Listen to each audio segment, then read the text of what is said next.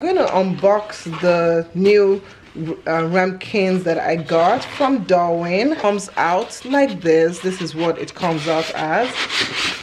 Very nicely packaged. So this is the Ramekin that comes from Darwin. This is how it looks like. It's very durable, and you can see the print on it. It has this lining print, very adorable, and this widens up at the mouth area. It's great quality. So they do come in 4 ounces and also 6 ounces, and it comes in a set of 6.